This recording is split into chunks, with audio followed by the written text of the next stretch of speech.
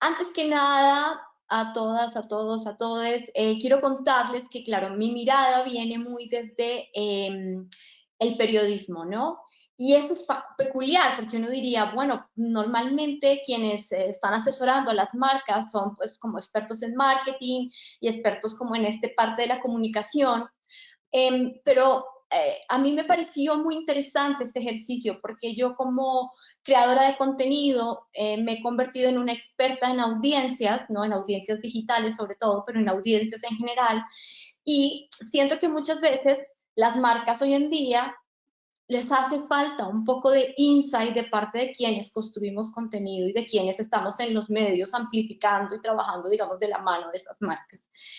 Lo pongo sobre la mesa por dos razones. Una, porque pues, yo no soy una experta en marketing, soy una experta en comunicar, soy una experta en conectar con las audiencias, soy una experta en buscar propósitos y buscar que muchas audiencias conecten con esos propósitos. Y por otro lado, porque digamos que voy a aportarles en esta charla como miradas menos canónicas, digamos, menos tradicionales del marketing y mucho más desde una mirada que mi ejercicio como periodista de moda y como directora de varios medios digitales aquí en México en Televisa, en Estados Unidos en Univisión, me han permitido de alguna forma abordar desde otra forma la idea de la comunicación, ¿no? De contar historias y de conectar con las audiencias. Entonces, como dice la presentación, pues antes de empezar quiero plantearles unas ideas, unos ciertos pilares que quisiera compartirles para que juntos, digamos que naveguemos esta idea de cómo comunicar lo que hago, ¿no? Y cómo comunicar mi producto, pero también todo lo que hay detrás de él. Si me ayudas con la siguiente slide. Muy bien, estupendo. El primer concepto que quiero compartirles a todos, a todas y a todos es el del agenciamiento. Este es un concepto que yo traje de la filosofía y digamos que me lo encontré tempranamente en mi carrera como comunicadora en la Javeriana y que me ha servido como guía para poder tener, o sea, tener comunicaciones más efectivas y tener como conexiones más profundas con las audiencias.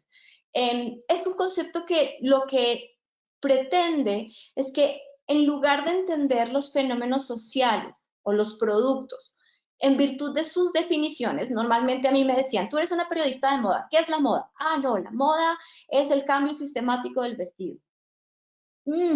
Para mí, la moda no solo está en su definición, la moda está más en virtud de sus relaciones. Es decir, el agenciamiento me permite entender un tema menos en virtud de lo que lo define y más en virtud de las relaciones que hacen posible eso.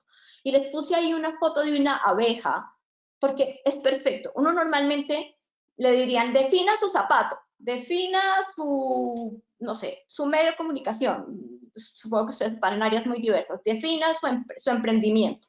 Y uno diría, no, mi emprendimiento es como esta abeja, un insecto himenóptero picador que vuela, la. Pero a mí me parece que la comprensión de esa abeja es mucho más rica si no la definimos solo por lo que ella es, sino por la relación que la abeja crea con elementos heterogéneos como el aire, como las flores, como el polen. No existe abeja sin polen, no existe abeja sin flor, no existe abeja sin aire, ¿no? Y es en este engranaje de elementos heterogéneos inesperados, menos obvios, en donde a mí me parece que se revelan sentidos como más complejos y más posibles de conectar con la gente, ¿no? Porque uno a veces solo está pensando en su zapato o en su emprendimiento, cuando ese emprendimiento lo que hace en realidad es estar en un gran engranaje de elementos, ¿no? Entonces, a mí me ha servido mucho porque, por ejemplo, cuando entré a Univisión como periodista de moda, lo que se esperaba es que yo fuera a hablar de la moda canónicamente desde, los zapatos de moda rosas son los de esta temporada, ¿no? Pero yo rápidamente me di cuenta que en este contexto, en el de Univisión, donde hay un montón de inmigrantes, en donde hay unos contextos políticos complejísimos, el vestido no podía sustraerse de ese contexto complejo, ¿no? Yo decía, ¿por qué se espera de una periodista de moda que hable solo del vestido y de lo que está in y está out, cuando ese vestido está vistiendo a políticos, cuando los inmigrantes dejan zapatos en medio de la frontera, ¿no? Entonces, a mí esta mirada de agenciamiento me permitió encontrar otras historias, me permitió ir como más allá, es como, ¿cómo se engrana esto que a mí me interesa con otros elementos inesperados, ¿no? Y permite como poner la mirada en otros lugares. Y yo siento que este ejercicio de como dislocar la mirada, no en virtud solo de lo que nos define, sino de las relaciones que tejemos alrededor y que permiten que hagamos lo que hagamos, es fundamental para conectar hoy en día con las audiencias tan variadas y tan amplias, ¿no? Entonces, es un concepto que se llama agenciamiento y digo, la mejor forma de visualizarlo es el de la máquina. Hagan de cuenta un montón de engranajes que hacen posible algo, ¿no? Justo, gracias, Conrad. La que define este concepto es un conjunto de elementos heterogéneos que crean cercanías y vecindades. Y entonces aquí lo que les propongo como uno de los pilares como interesantes para contar hoy lo que hacemos es entender lo que hago, menos en virtud de solo un producto final y más en virtud de todos los procesos que hacen posible ese producto final, ¿no?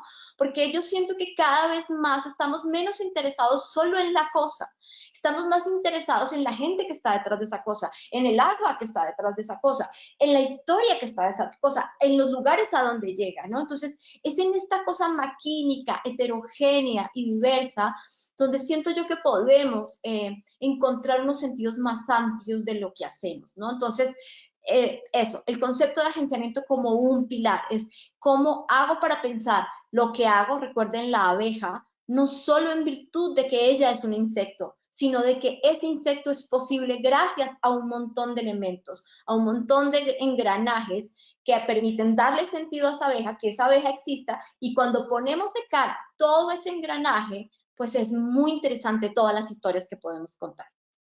Adelante. Muy bien. Dicho esto, me parece muy importante que hagamos como una transición, ¿no? Por décadas las marcas, los emprendimientos, las compañías estuvieron enfocadas en los productos. Voy a hablar de mi producto, ¿no? O sea, voy a contar y voy a poner fotos de mi producto hasta que la gente lo vea y lo vea y lo vea y lo vea. Pero yo siento que esta nueva era digital y también las nuevas necesidades que tenemos como sociedad, de las que ya hablaremos más adelante, nos obligan a dar una mirada hacia otro lugar. Y más que concentrarnos en el product center, o sea, en crear unas narrativas centradas enteramente en el producto, yo les propongo que de la mano de este concepto de agenciamiento, disloquemos la mirada hacia narrativas que están centradas en las personas, en los humanos, en quienes vamos a recibir el producto, en quienes los vamos a usar, y miradas y narrativas más centradas en el planeta, ¿no? O sea, cambiar de, es mi producto, ¿cómo lo comunico? Ah, es el mejor producto del mundo. No, no, no. ¿Qué pasa con ese producto cuando la gente lo lleva? ¿De dónde viene ese producto y cómo afecta a un universo más grande como el planeta, ¿no? Entonces, es como una mirada de cambio de, yo no puedo solo hablar de que mi mochila es la mejor o que mis tenis son los más rápidos, yo tengo que empezar a crear ese engranaje de discursos que me permiten conectar de mejor manera con las personas que van a tener que ver con ese producto y con un contexto general que tiene que ver con el planeta, que ya lo vamos a ver más en detalle en la siguiente. Muy bien. Quise ponerles este ejemplo de la marca Patagonia, esta marca tan potente de ropa para escalar, outwear, para hacer aventura, ¿no? Porque es una marca que siento que lo ha hecho muy bien, incluso antes de que muchas marcas emprendieran este cambio de producto a personas, ¿no? De mi narrativa no es product center, es people center, ¿no? O sea, está centrada en la gente. Si ustedes exploran las redes sociales de Patagonia, se darán cuenta que pocas veces ellos están poniendo como las fotos de su producto y de que, nuestro producto es lo máximo. En realidad, su narrativa siempre está ligada a la gente que lleva sus chaquetas o a la gente que lleva sus pantalones, sus prendas, ¿no? Es, ¿qué pasa con esa gente? ¿Qué hace esa gente, no?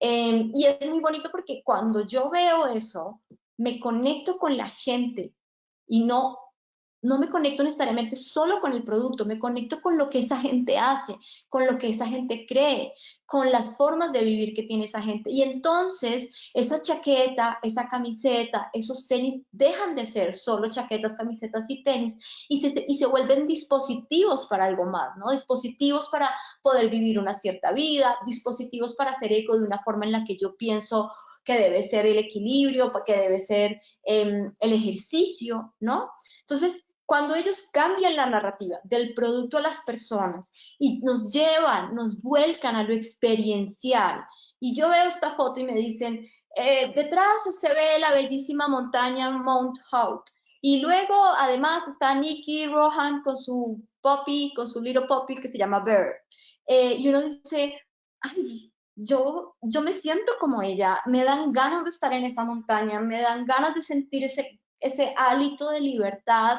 me dan ganas de tener a un compañero cómplice cercano, ¿no? Y entonces, sin ver el producto, la chaqueta estará ahí, los pantalones, los tenis, hay algo de la marca que conecta conmigo, ¿no? Hay algo que conecta con lo que yo deseo expresar de quién soy y en quién creo, ¿no? En la siguiente slide hay otro ejemplo, si me ayudas.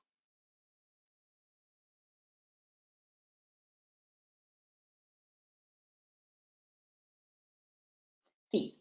Eso, ¿no? O sea, sigue siendo la comunicación de Patagonia, ¿no? Por supuesto que ellos han, pues, tenido años de crear este como awareness de lo que es la marca, pero siempre han apostado por esto, han apostado por la gente. Recuerdo un ejercicio muy interesante que hicieron de que la gente pudiera llevar ropa usada, que ya no usaban, y comprar en la tienda con esa ropa y hacer un intercambio, una especie de cambalache, de trueque de ropa usada con otra gente sin que nada costara dinero real, ¿no? O sea, hay una idea muy centrada en quiénes usan nuestra ropa.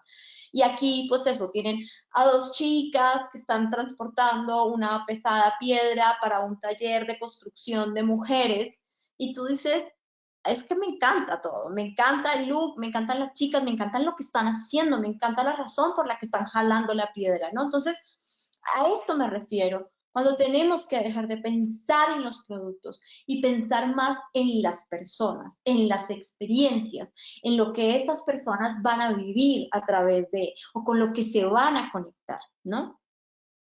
La siguiente, por favor.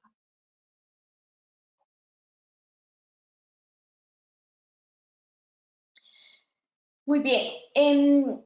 Para ampliar un poco el tema de cuando les decía, como no solo se concentren en los productos, concéntrense en las personas y en el planeta. Es como, de que ay, no, se me fueron, la anterior. Como, ¿por qué estamos hablando del planeta, no?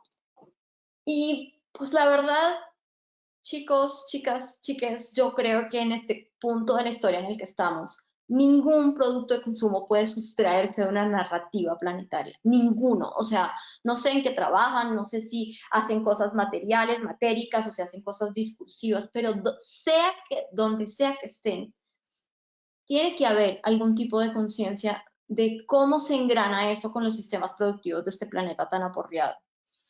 Y lo digo no solo por un activismo personal y por una convicción, lo digo también porque va a ser cada vez más un mandato de parte de las audiencias y de los consumidores, ¿no? Y ya hay marcas que lo han hecho, marcas que en vez de comunicar solo, miren qué cool son mis tenis, han contado una historia detrás de cómo han conseguido esos tenis. Y por eso les traje la historia de Bella, que es esta marca brasilera de tenis veganos, le llaman, o de tenis que digamos no usan cuero. Y son unos tenis que se devienen de caucho, de la mata de caucho, y que, digamos, que trabajan con comunidades locales en el Amazonas, ¿no? Pero Los tenis Bella nos parecen coolísimos hoy en día a un montón de personas. Los vemos en las redes y decimos, amo la Bella, pero no los amo solamente por su diseño. Realmente son bastante sencillos. Son unos tenis blancos con una pequeña B a los lados. Pero lo que tienen es que han contado una historia legítima y alineada con propósitos reales de convertir esta en una marca muy en línea con las demandas del planeta. Y aquí les pongo dos ejemplos, lamentablemente no los vamos a poder ver en la presentación, pero los links se los vamos a poder copiar. Igual vayan a Bella, al Instagram. En el lado izquierdo ven un video de cómo el crew de Bella se fue al sur de la Amazonía brasilera a conocer las comunidades con las que llevan varios años trabajando, ¿no? Y hacen toda una experiencia de reconocimiento con ellos, de entender el Amazonas, de conectar también con lo que es esta mata del caucho, hablan de cómo han creado unas comunidades sustentables, ¿no? Y entonces yo, sí, los tenis me encantan, pero es que la narrativa y todo lo que hay detrás es lo que más valida los tenis, ¿no? Porque cuando me pongo los tenis Bella, no solo estoy siendo cool o no solo estoy pareciéndome, estoy trending o lo que sea, estoy alineada con unos principios que me hacen sentido y que cada vez más les hacen sentido a las personas. Y en el lado derecho de la pantalla ven una foto, que es la primera tienda que abrió esta marca en Berlín, y es una tienda que usó unos ciertos tipos de materiales y que, por ejemplo, toda su parte eléctrica la hicieron con una compañía alternativa que usa otro tipo de energías alternativas, ¿no? Diferentes a las energías tradicionales, ¿no? Entonces, ellos, más allá de contarnos los tenis, están hablando de otra cosa, están dislocando la mirada y están haciendo agenciamiento, están diciendo, los tenis no son solo los tenis son porque dialogan con unas familias que trabajan en el Amazonas, porque dialogan con una mata ancestral del caucho, porque están en una tienda y en esa tienda hay una electricidad que permite, ¿no? Es en este engranaje de elementos heterogéneos en donde los tenis Bella cobran sentido, ¿no? Entonces, quería como ponerles estos dos ejemplos, el de Patagonia y el de Bella, para que vean de qué hablo cuando hablo de dislocar la mirada del producto hacia las narrativas que tienen que ver más con las experiencias y las personas y con el planeta, que siento que es una narrativa de la que nadie se puede sustraer y ahora lo vamos a enfatizar un poco más. La siguiente, porfa, Conrad. Perdón, voy a tomar un poquito de agua.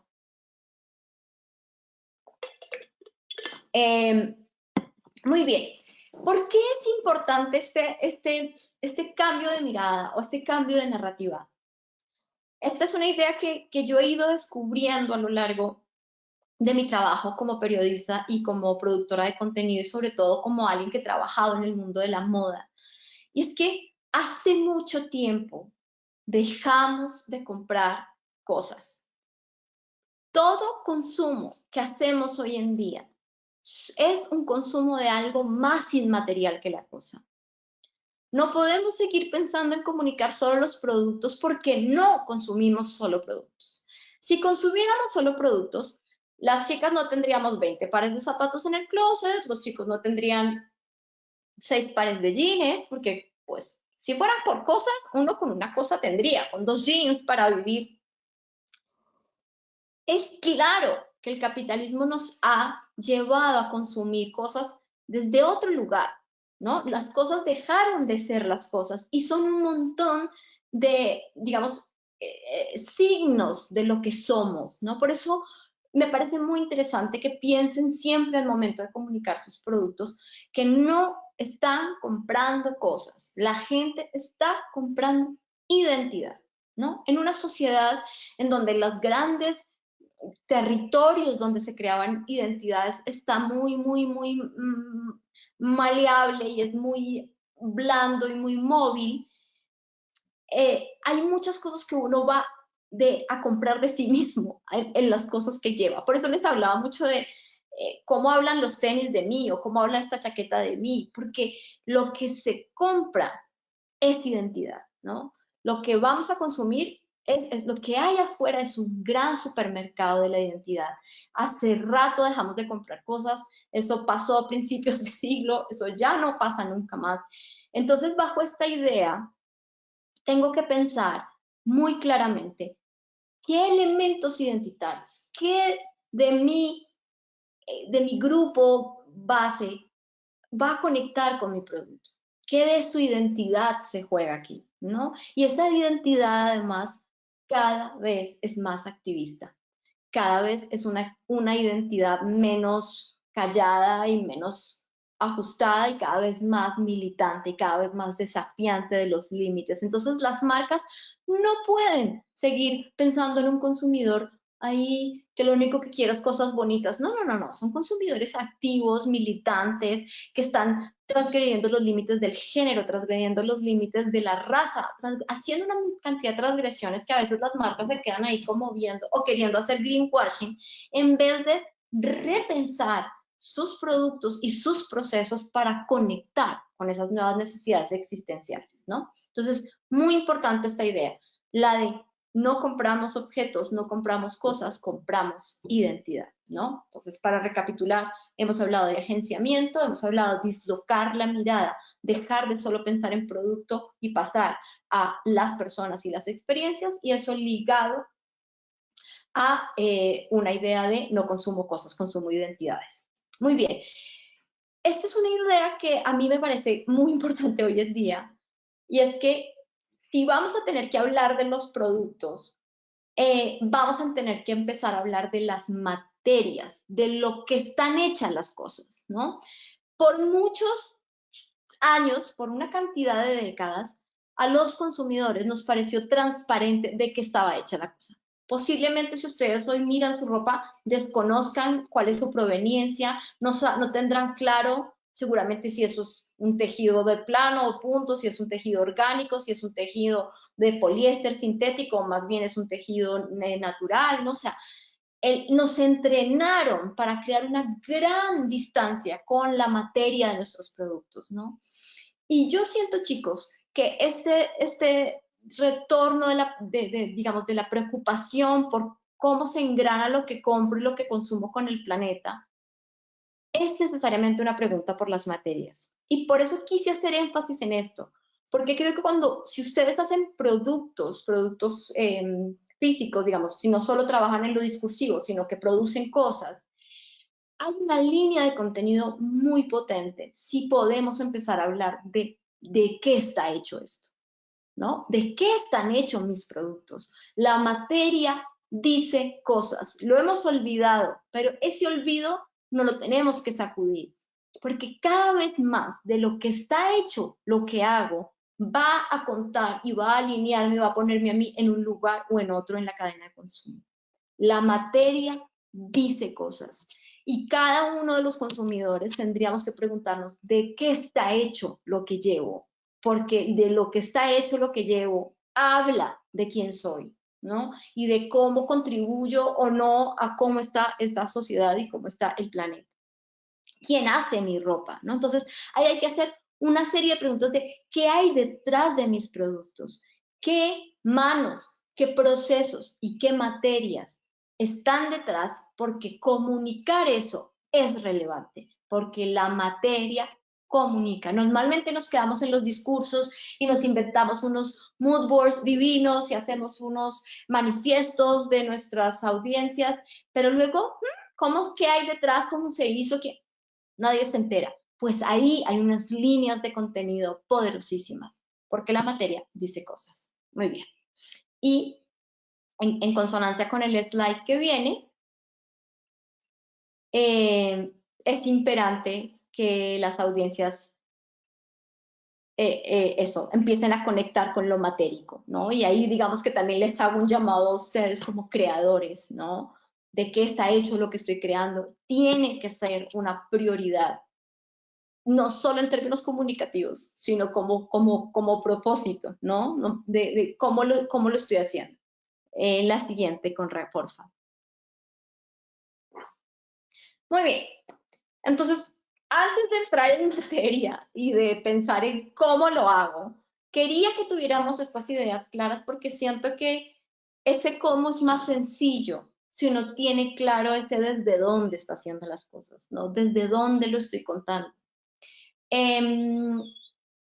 Y siento que con ese dislocamiento de la mirada, las cosas que les cuento que van a ser más prácticas y digamos más de mi, como un resumen de mi experiencia de lo que me ha funcionado creciendo audiencias en redes sociales y con medios digitales que querían alcanzar audiencias de millones, cobra más sentido, ¿no? Porque estas claves de cómo crezco y cómo conecto con las audiencias me parece a mí que no pueden ir desarraigadas y desengranadas de esta mirada mucho más, digamos, consciente y como mucho más profunda de qué es lo que hago. Muy bien, entonces, hay una serie de preguntas que quiero plantearles. Adelante con por favor.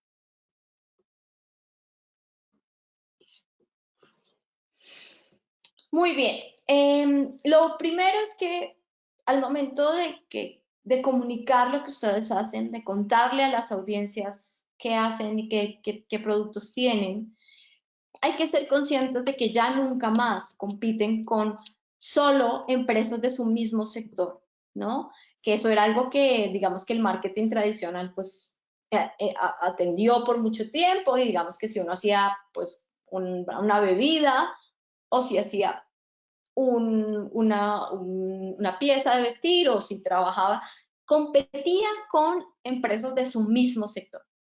Pues resulta que hoy en día el único gran bien por el que competimos es el tiempo y la atención de las audiencias. Y esto hay que saberlo más pronto que tarde, porque ustedes en las redes sociales y en los blogs y en los medios no solo van a competir con marcas de su misma categoría, van a competir con todo y con todos, ¿no? Porque lo que nos estamos arañando todos es poder conseguir un poco de tiempo, es poder conseguir un poco de atención y poder retener a esa persona en eso que vale la pena. Entonces, es muy retador, porque yo ya no solo tengo que vigilar qué está haciendo mi competencia o qué están haciendo marcas parecidas. Tengo que entender qué es lo que la gente en general está leyendo, con qué está conectando, cuáles son los grandes narrativas. Por eso les hablaba de activismo, ¿no? ¿Cuáles son las grandes preocupaciones de las audiencias, ¿no? Esa segmentaridad de las audiencias digamos, que fue tan provechoso para las marcas en ciertos contextos, ya no existe nunca más, ¿no? Y por eso también creo yo que hay una razón cada vez más para que la mirada no se centre en el producto, sino se siente en algo más universal, ¿no? En algo mucho más relevante. Y esta es una gran pregunta. ¿Cómo me hago relevante? ¿Cómo consigo la atención de las personas? No solo cómo comunico lo que hago, es cómo me hago relevante. Porque es la relevancia lo que va a permitir que yo tenga la atención de las personas. Entonces, es algo muy importante al momento de que piensen sus speeches y piensen cómo se van a conectar con esa audiencia. No solo van a poder hablar de sus universos, por más de que sus universos estén muy bien construidos, esos universos salen a un mundo de mente lleno de contenido, una varaunda de contenido en donde ustedes necesitan poder ser relevantes. La siguiente.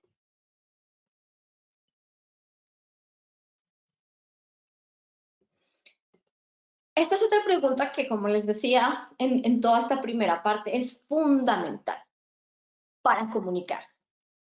¿Cuál es mi propósito? ¿Por qué? Porque yo puedo saber qué hago, cómo lo hago, a quién quiero llegar, pero cuando pienso en mi propósito, puedo trascender la mirada de lo corto del producto y puedo pensar en yo realmente qué es lo que quiero. No, es que yo lo que quiero es que a través de mis tenis la gente conecte con. Yo lo que quiero es que cada vez que las personas lean mis textos o utilicen mi plataforma, transformen su manera de entender tal. Ese propósito es realmente lo que permite ampliar la mirada y decir, yo no solo necesito conectarme con lo matérico o con el producto que yo haga, material o inmaterial. yo puedo conectarme con unos valores, yo puedo conectarme con unas vivencias, porque es que mi propósito es este, ¿no? O sea, yo, por ejemplo, mi propósito siempre ha sido dar herramientas a las mujeres para comprender mejor su existencia, su cuerpo, su belleza, para cuestionar. No importa qué, o sea, si estuve en Televisa haciendo entretenimiento, en Univisión haciendo política, en Fuxi haciendo moda, en Mutante haciendo paz y movilización social. No importa qué, yo tengo un propósito.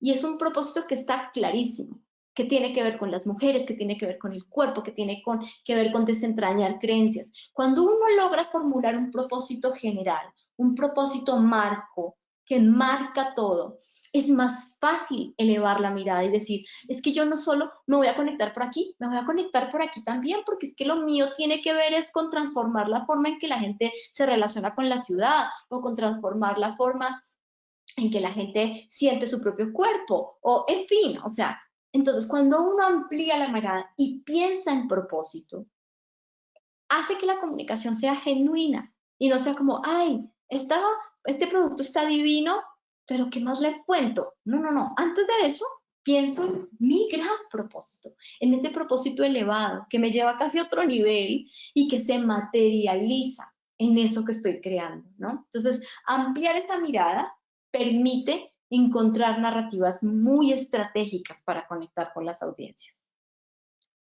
Siguiente.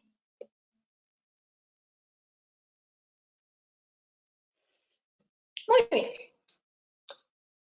Llega entonces el momento de, he sido capaz de ver mis procesos desde otro lado, tengo claro como unas ciertas líneas, sé que quiero contar, cuál es mi propósito y sé desde dónde puedo conectar con las audiencias. Muy bien. ¿Qué puedo hacer? Tengo un montón de historias, seguramente todos ustedes han trabajado en crear una misión, una visión, no sé, un manifiesto, unas keywords, ¿no? Como qué cosas definen. Y yo ahí quiero proponerles como unas estrategias muy sencillas, son casi obvias, pero que luego cuando uno va a enfrentarse a poner algo en Instagram o a poner algo en Twitter, en YouTube, es como, ¿cómo lo hago? No sé cómo, ya tengo todo esto, pero ¿cómo lo cuento? ¿No? Y aquí quiero sugerirles 4 cosas que son muy sencillas, pero que son muy útiles. Y su sencillez hace que sean posibles usar, que sean usadas por todos. Y son estrategias, digamos que yo lo que he abstraído, digamos, he resumido de mi experiencia, ya les digo, trabajando con audiencias masivas, más de 50 millones de inmigrantes latinos que viven en Estados Unidos, en Televisa con más de 32 millones de consumidores de entretenimiento, en Mutante con solo 50,000 activistas, ¿no? O sea, en diferentes líneas me he dado cuenta como creadora de contenido que hay unas cosas, hay unas formas que conectan muy bien con las audiencias digitales y que con todo este otro bagaje pueden hacer más útil digamos, esta comunicación del mensaje. Por favor, recuerden estas 4 cosas. Anécdotas, preguntas, datos y test, que las tengo en una misma categoría, y quotes.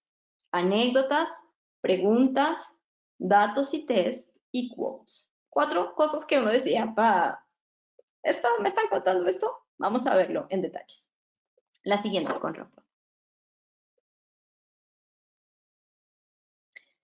¿Por qué hablo de desgranar esta información, ¿no? De anécdotas, quotes, datos, test?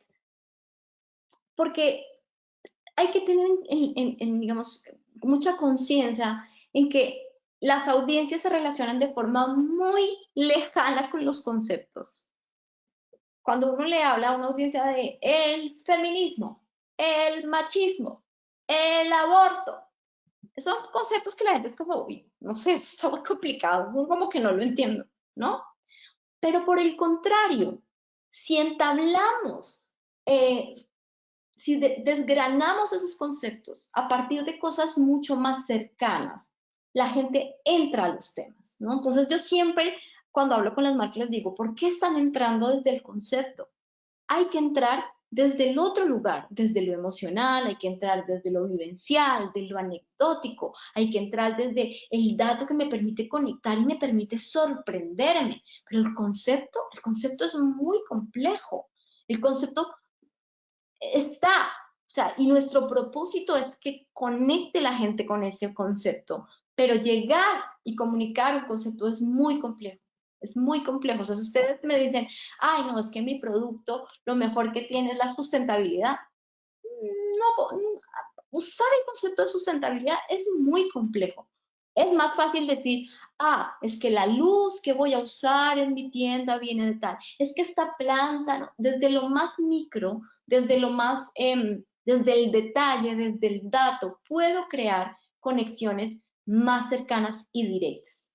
Les quise poner unos ejemplos que si bien no están del lado de un producto, sí muestran un poco como los retos a los que yo me enfrenté y cómo esta mirada más desde lo cercano permite hacer conexiones más reales.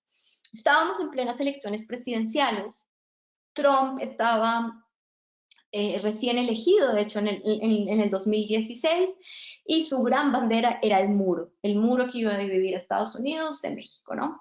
Y todo el mundo contaba el muro y las audiencias latinas en Estados Unidos estaban muertas de pánico, no, esto va a ser terrible, en fin. Y yo decía, ¿cómo hago para que el mundo entienda lo insólito que es poner un muro en una frontera, ¿no? ¿Cómo le muestro al mundo que aquí hay algo que es muy extraño y que quizás la gente que lo vivencia lo tiene claro, pero cuando uno lo pone, ah, van a hacer un muro en la frontera, pues la gente dice, pues sí, van a construir una pared, ¿no? Pero yo decía, ¿cómo hacemos para que la gente entienda la gravedad de este fenómeno, ¿no? Y lejos de ponerme a buscar un experto que me contara la diferencia de la migración de un país a otro, dije, yo tengo que encontrar una historia de anécdotas de lo que se vive en esa frontera. Y con esa mirada de agenciamiento, de deslocar, decir, ¿cómo encuentro lo personal, lo vivencial? Me topé con una historia fascinante, que son dos pueblos hermanos, Sonora, México, Sonora, Estados Unidos, que durante décadas jugaron voleibol en una malla que dividía la frontera. Era tan poco relevante qué era lo que dividía a los dos pueblos, que esta gente lo convirtió en una malla de voleibol. Y cada vez que ganaba el de un lado, se pasaban por debajo a tomar cerveza en el otro y luego se devolvían al otro lado. Entonces, es muy bonito, pero cuando tú cuentas que el muro de Trump en realidad es un lugar en donde la gente juega voleibol, se pasa por debajo, le dices al mundo que esta cosa que está tratando de crear un político es una cosa absurda, pero no desde que lo creo yo o lo cree un experto, es porque hay unas vivencias con las que la gente conecta, ¿no? Y es esa anécdota del voleibol la que termina haciendo que este sea uno de los artículos más vistos históricamente en Univision. Digamos, en mis 3 años de estadía ahí, ¿no? Se volvió un artículo de referencia porque justo lleva lo conceptual a lo particular, a lo anecdótico. ¿Mm? La siguiente, Conrad, por favor.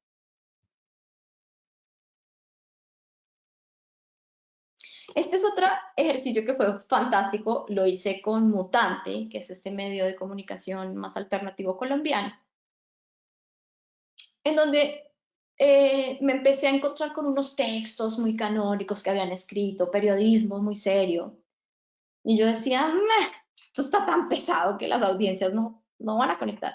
Y me fui a leer adentro, tenían un texto muy interesante sobre las nuevas masculinidades, y me topé con esta anécdota. Aquí no lo van a poder ver, pero bueno, básicamente la anécdota es una anécdota real de una investigación que dice en una escuela de Soacha, no de Bogotá, de Soacha, se hizo un cuestionario a estudiantes de 7 y 8 años. ¿Qué hacen las mujeres que no pueden hacer los hombres? Los niños empiezan a responder, no, las mujeres sí saben cuidar, las mujeres sí pueden usar vestidos y las mujeres sí pueden tener amantes. Y bueno, empiezan a responder una cantidad de cosas sobre el género. Luego le hacen las preguntas inversas. Ok, si esto pueden las mujeres, ¿qué pueden los hombres? Y las respuestas son hilarantes, o sea, da para morirse risa y para sorprenderse de los ideas de género que todavía perviven en nuestra sociedad, ¿no? Los hombres pueden emborracharse y no volver a la casa, los hombres pueden tener muchas novias, bueno, los niños empiezan a responder, y al final, digamos que los expertos hacen un análisis de esas data que consiguieron, porque el experimento lo hacen en un colegio de Soacha y lo hacen al igual en uno de los colegios más reputados de Bogotá. Y se dan cuenta que no era un tema de clase. Les pongo esta historia porque es que es la anécdota de la profesora preguntándole a los niñitos y los niñitos contestando cada cosa, la que hizo que este post consiguiera más de 6.000 likes y la gente empezara a hablar de nuevas masculinidades, cuando quizás es un concepto absolutamente complejo que genera muchas reacciones, que mucha gente dice nuevas masculinidades, desafiar el machismo, no. Es a través de esas anécdotas, fue a través de esa cosa con la que todos podemos relacionar un aula de clase, unos niñitos diciendo locuras en el salón de clase, que, que se creó en una puerta de entrada a una cosa más conceptual y más compleja, ¿no? Entonces, recuerden, al momento de pensar las narrativas de su marca, es muy útil pensar en las anécdotas. Aquí tengo una serie de preguntas que me gustaría que anotaran para cuando piensen en los speeches sobre lo que ustedes hacen. La siguiente, mi Conrad, creo que ahí se movió un poquito, pero bueno.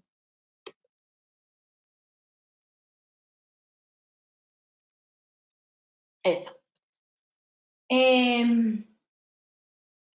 Me gustaría que notaran, o sea, con base a esta idea de la anécdota me permite conectar con conceptos más complejos, me permite llevar la audiencia a lugares más amplios, que piensen al momento de describir sus ideas y sus discursos sobre sus marcas y sobre lo que hacen.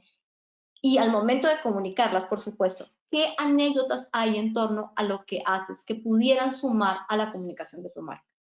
¿Qué historias de tu propio proceso te conmueven o te entusiasman? ¿Qué cosas eliges contarle a tu pareja o a tus amigos de lo que pasa en el día a día de tu marca o en el día a día de tu empresa? Es una cosa muy peculiar, es como llevar esto como un plano de lo personal. Es como uno llega y de repente hay un montón de cosas que a uno le entusiasman y que uno dice, no, pues me entusiasma a mí. Entonces, como no, si hay entusiasmo, si hay conmoción con algo que ustedes hacen, tendrían que pensar que ahí hay un filón importante para comunicar, porque el entusiasmo, la conmoción son emociones con la que son universales, con las que mucha gente puede conectar, ¿no? Entonces, eso, ¿qué anécdotas sería en torno a lo que haces que pudieras sumar? O sea, las marcas están llenas de historias, desde cómo nacieron, quién les ayuda, gente que les dice, gente que les cuenta, pero son anécdotas que terminan quedándose en lo personal, en un plano, cuando esas historias son historias como vitales, porque nutren como de humanidad la marca, ¿no? Entonces, los alentaría a pensar siempre en esas anécdotas, en qué los conmueve, y ahí de verdad que yo como comunicadora les digo, hay que creer en esa intuición, ¿no? O sea, yo muchas veces les digo, oigan, es que si yo no entiendo la reforma tributaria, es que la gente tampoco la entiende, porque hay algo de mí que está en todo el mundo, o sea, ¿no? Somos compatriotas, es que si yo no la entiendo, hay que partir de la base que es posible que más gente no lo entienda, o si esto me conmueve, es posible que a más gente la conmueva, ¿no? Entonces, eso, anotémonos estas preguntas. Si la idea de desentrañar anécdotas de su marca les resuena. La siguiente, por favor.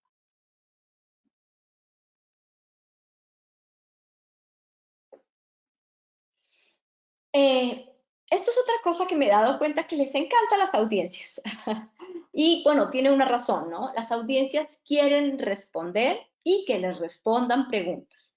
¿Por qué? Porque quieren hacer comunidad, quieren hacer parte de algo. Entonces, cuando les haces preguntas, se sienten parte relevante y sienten que pueden operar y conversar, porque quieren compartir experiencias, ¿no? Y digamos, ese compartir de experiencias tiene que ver con hacer comunidad, pero además porque quieren aprender de sí mismos. La fórmula de la pregunta es una fórmula muy interesante, porque es una fórmula que a la vez que da conocimiento, partiendo de una idea de yo no sé, pero vamos a conocerlo juntos, ¿no? Entonces, es un journey junto a la marca para desentrañar la pregunta. Entonces, a la vez que la marca conecta con una duda que yo tenía, en el journey, en el viaje, esta marca me revela algo de mí mismo o me permite comprender algo nuevo del mundo, ¿no? Entonces, las preguntas funcionan muy bien. Y aquí les puse ejemplos de algunos medios o algunas cuentas de Instagram, por ejemplo, que lo hacen muy bien. Esta justo es una cuenta que trabaja con nuevas masculinidades, que es de aquí de México.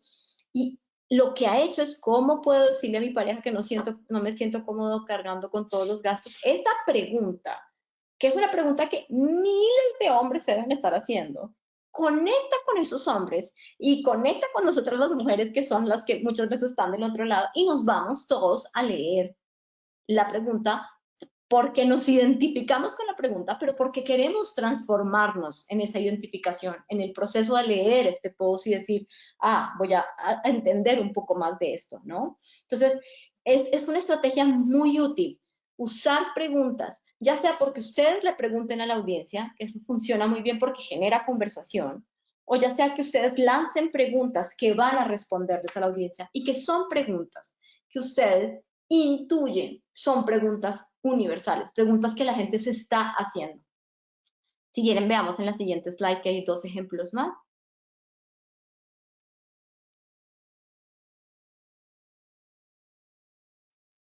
Aquí está a su izquierda un podcast famosísimo, se llama Se Regalan Dudas, es uno de los podcasts más oídos en Latinoamérica. Todo el tiempo usa la forma.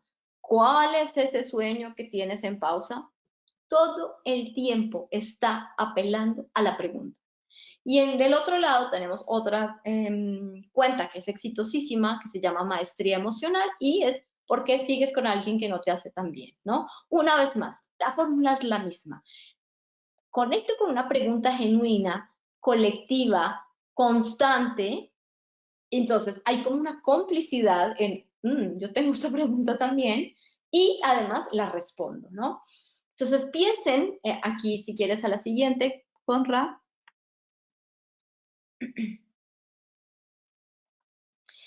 Piensen en esto, que esto me parece muy importante y me parece que las marcas no lo hacen tanto. ¿Qué preguntas están recibiendo de sus audiencias en redes sociales? ¿Qué preguntas? ¿No? O sea, si me están preguntando todo el tiempo como, oye, ¿cómo logro hacer no sé qué? Y yo paso de largo porque yo en realidad estoy concentrada en las empresas. Como, oigan, pero aquí hay una pregunta genuina. Hay que oír las preguntas que nos está haciendo la gente, porque esas preguntas son posibles fuentes de contenido. Vamos a responder esta pregunta, ¿no? Entonces, ¿qué preguntas están recibiendo de tus audiencias en las redes sociales? ¿Estoy dando contenido que resuelve esas dudas o les dé herramientas a las audiencias para pensarlas y cuestionarlas? Eh, Así sea sistemáticamente una cosa de delivery, o sea, hay que atender las preguntas y hay que usar esas preguntas genuinas en la comunicación de la marca y en cómo conectar y hacer como gracia de esas mismas preguntas. Cuando tienes tú una duda, tú como creador de tu producto, ¿cuántas veces atiendes esa pulsión y expresas públicamente esa duda? Es decir, es lo que yo les decía, yo puedo hablar desde lo que yo produzco, que es contenido. Me late que la gente no está entendiendo nada de la reforma tributaria.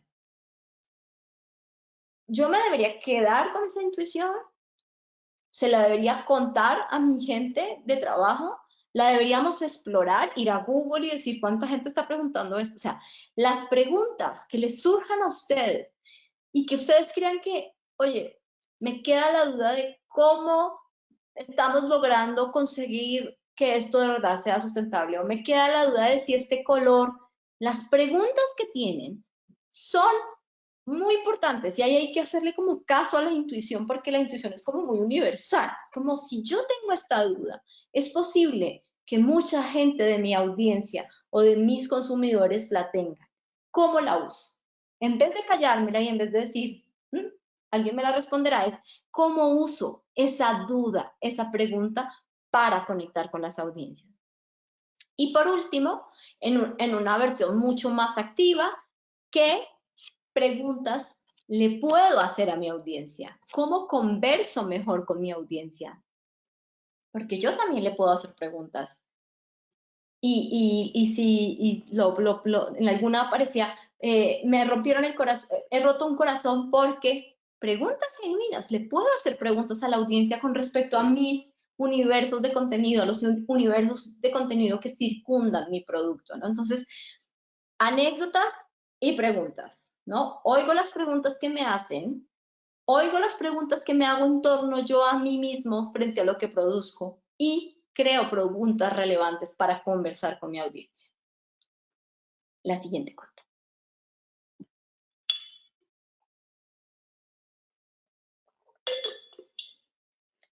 Muy bien, yo les puse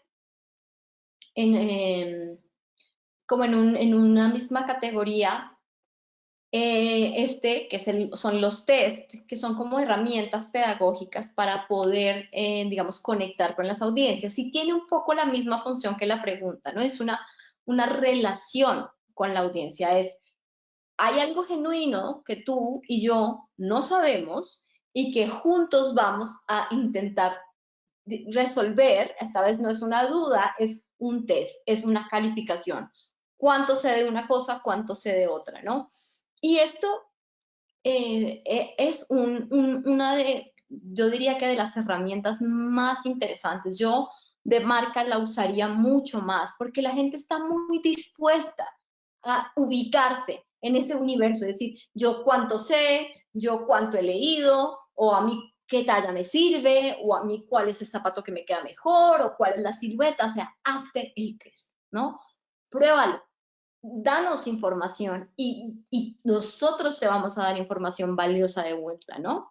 Entonces, eso, piensen mucho en la pregunta y en el test como herramientas pedagógicas, como herramientas juguetonas, lúdicas, donde la gente no se siente como presionada, se siente más bien juguetona y dispuesta a enterarse de forma privada, por supuesto, en dónde está parada en torno a un tema, ¿no? Como por pura curiosidad, pero esa curiosidad permite que nos vinculemos con las audiencias desde otros lugares, ¿no? En la siguiente slide hay otro ejemplo. Esta es sobre el machismo. Y este es muy interesante porque es qué tan privilegiada fue la educación que recibiste. Claro, ustedes dirán, bueno, esto es muy de contenido, pero el test y la pregunta habitan en todos los universos. Entonces, en torno a todo, podríamos buscar que la gente se hiciera un test ¿no? Para que se acomode en ese universo, ¿no? Desde moods, de sentimientos, desde tallas, o sea, es una herramienta poderosísima, ¿no? Aquí es marca con una X, si tu respuesta es afirmativa y cuantas más X tengas, pues más privilegiada fue tu educación, ¿no? Es un ejercicio sencillo de un slide, pero que la gente además comparte la respuesta, que te da un montón de insights de tu audiencia. Entonces, bueno, yo creo que es una herramienta muy interesante que dan las redes sociales. Siguiente.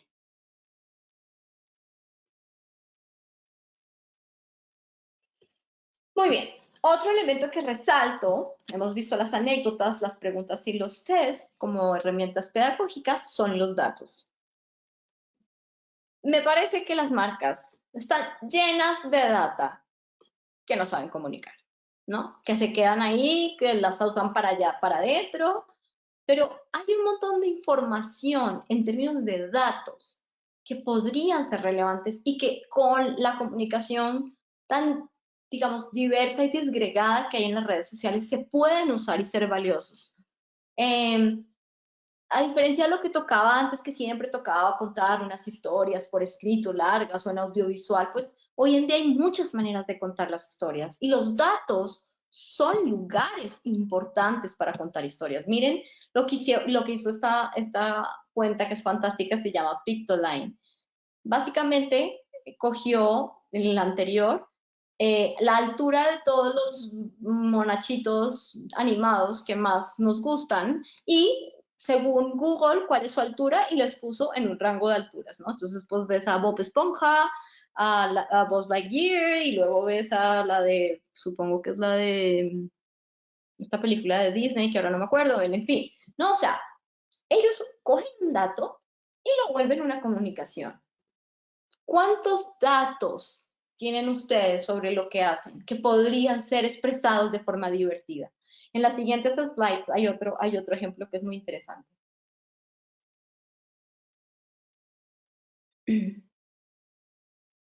En la siguiente, esta de hecho es una de películas que también es de Pictoline. Lo que los críticos amaron, pero lo que el público dio, y son datos, 90% 59, simplemente datos puestos de una forma divertida y digamos con un enfoque muy, muy especial que hace que uno le cuenten una historia a partir de datos. La siguiente, por favor.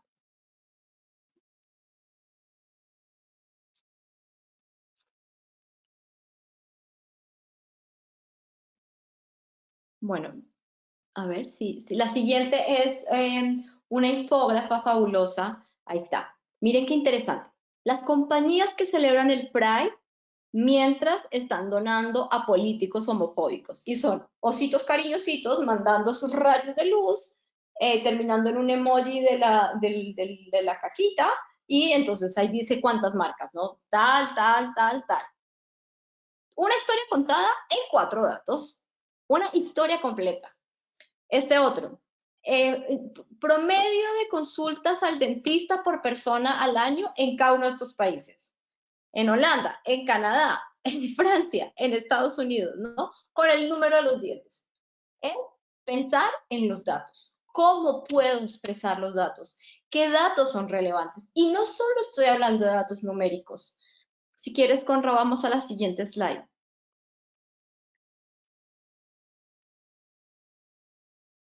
Aquí, por ejemplo, no hay un dato numérico, pero fueron datos que yo encontré al interior de unos artículos que dije, este dato es potentísimo y si lo saco, cuenta una historia. Colombia se derrite. Durante la segunda mitad de este siglo se extinguirán todos los glaciares del país. Es un dato fulminante. Es un dato que está... Pero ¿qué datos tienen ustedes? ¿Qué datos tienen ustedes que saben que si los ponen afuera podrían crear un montón de conversación o de reflexión o de vínculo con la marca? Comunicar esos datos es relevante. En Colombia, una cuarta parte de las adolescentes en embarazo no está teniendo su primer hijo, sino su segundo. Es un dato fulminante. ¿Cómo? No están teniendo su primero, sino su segundo hijo, ¿no? Y eso da para todo un análisis, pero son datos. Entonces, sí me parece muy importante que las marcas y que si ustedes van a ser creadores de productos o de contenidos o de discursos, piensen en que los datos son valiosos, no solo al interior, sino que esos datos pueden ser relevantes hacia afuera. Y en la siguiente slide les planteo estas preguntas, si me ayudas, Conrad.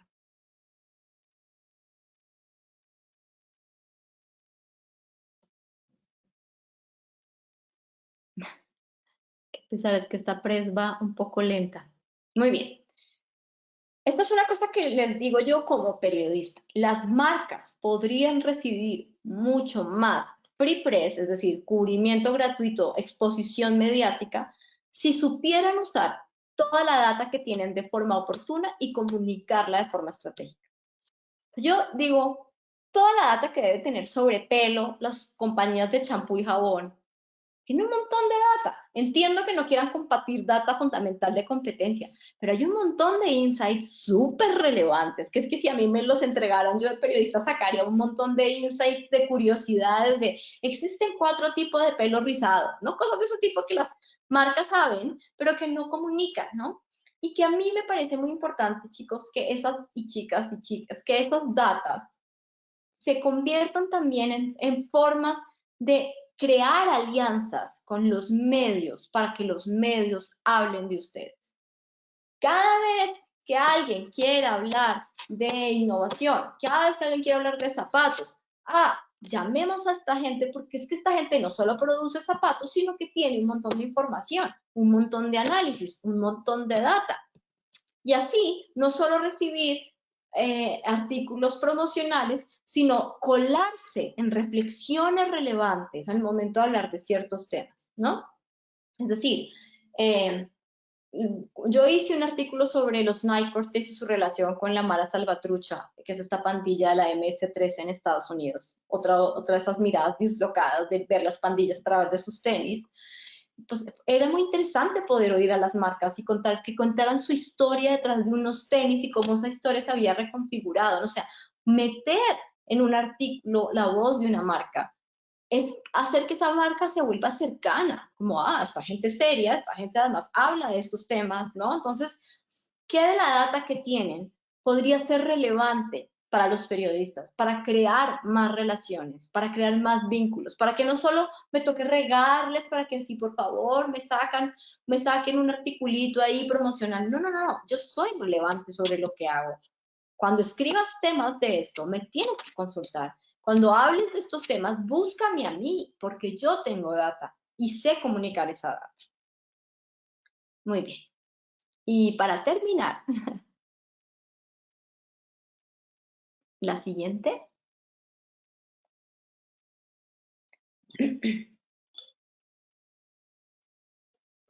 Mientras tanto, un poquito de agua.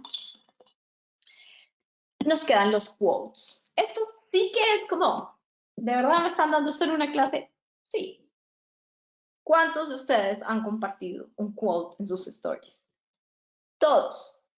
Porque los quotes son un resumen efectivo de lo que pensamos y de lo que sentimos, ¿no? Son una herramienta muy eficaz, muy compartible, pero son resúmenes, son statements fáciles que uno dice, me identifico plenamente con esto, quiero que más gente sepa que yo lo pienso, aunque yo no lo haya escrito. Es una súper estrategia. Y con todo el contenido que hay, yo digo, ¿cómo es que no estamos poniendo esto en quotes potentes, en buenas reflexiones, ¿no? O sea, lo están haciendo las marcas, lo están haciendo un montón de sitios web. Es una herramienta eficaz porque resume, pero porque genera pronta identidad. Es que yo creo en esto, ¿no? Les puse aquí un ejemplo de una cuenta que es muy polémica, se llama Putos Modernos, y dice, poner la palabra disruptivo en una presentación es la garantía de que no vas a presentar nada disruptivo. La forma más fácil de parecer un nuevo rico es mostrar la habitación de otro hotel.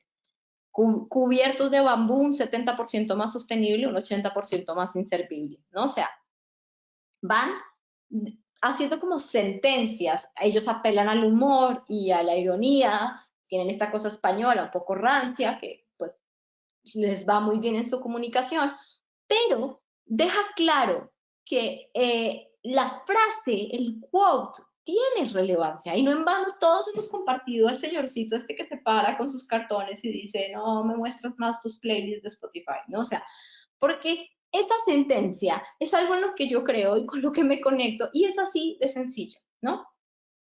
Entonces, hemos hablado de anécdotas, preguntas, tests, de quotes y de data, ¿no? De ver los datos. Este, por ejemplo, es una cuenta muy famosa que tiene millones de seguidores y solo pone frases. Se llama John Pueblo y cuenta, enamorarte no te va a resolver la vida, sanar tu historia sentimental, sí, ¿no? Darte cuenta que una caminata corta, no, ¿qué? Realize how short the walk is from, darse cuenta lo corta que es una caminata entre la gratitud y la felicidad. Sentencias cortas con las que la gente conecta. Puedo construir una batería, un decálogo de quotes que hablen de mi marca. Puedo resumir mi misión o mi visión o mi manifiesto en buenos quotes y comunicarlos.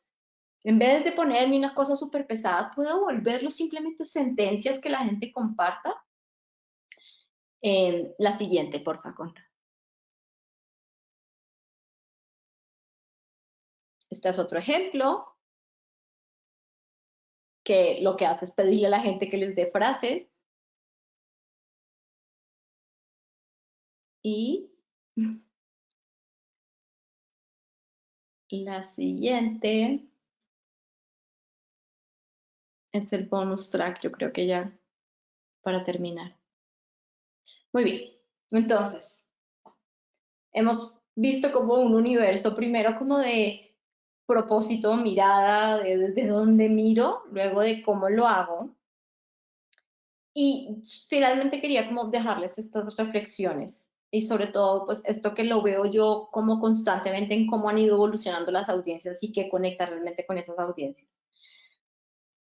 Yo los alentaría a buscar formas de diálogo con la coyuntura. Yo sé que eso es muy polémico, ¿no? O sea, los expertos en marketing han tratado de distanciar las marcas de cualquier statement político, pero el consumo hoy en día es político. Las audiencias son políticas, las audiencias militan, las audiencias son activistas o por el planeta o por la comida vegana o por conectar mejor, por tener mejores emociones. Hay una especie como de activismo innato en las nuevas generaciones que las marcas no pueden desconocer. Y ahí les hago una invitación en sus comunicaciones. ¿Puedo dialogar de alguna forma con ciertas coyunturas? Cuando pasen ciertas cosas en los contextos más generales, políticos, globales, ¿puedo hacer que mi marca se relacione con eso? Quizás no haciendo un statement político de estoy con esta, pero sí quizás lanzando preguntas, haciendo reflexiones, viendo cómo esto se inserta en este universo global. Yo les dejo sembrada la semilla de la duda. ¿Puedo dialogar con las coyunturas? ¿Puedo hacerme relevante? Recuerdo profundamente todo el backlash que hubo con marcas que apoyaron en su momento en Estados Unidos el discurso de Donald Trump y cómo las personas empezaron a decir, no vuelvo a consumir esto porque esto está de este lado, ¿no? O me sorprendió mucho en el 2020 cuando fui a Nueva York en plena pandemia, ver todas las vitrinas conectadas con el tema de la política. Yo decía, qué raro, las marcas no hablaban de política. Bueno, los consumidores son políticos. Entonces, ahí hay algo de donde pueden conectar también con las audiencias.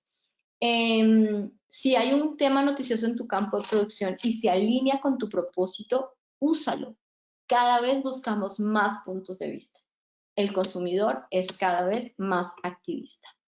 Lo dejo como, como un pincelazo, porque sé que es muy polémico, pero también sé que hacia allá caminan las audiencias, ¿no? Y que cada vez más hay un vínculo estrecho con lo coyuntural.